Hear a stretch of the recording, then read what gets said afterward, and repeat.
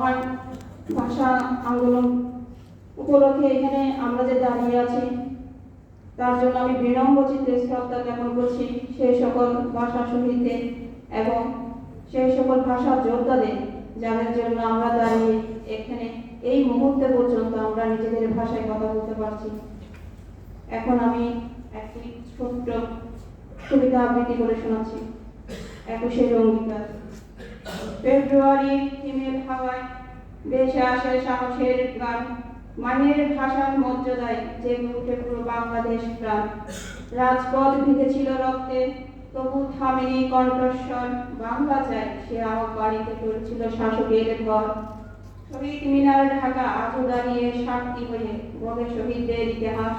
ভাষার জন্য প্রাণ দিয়েছে তারাই আমাদের অহংকার বিশ্বাস। বাংলা আমার স্বপ্নের ভাষা, বাংলায় লিখি জীবনের ছড়া।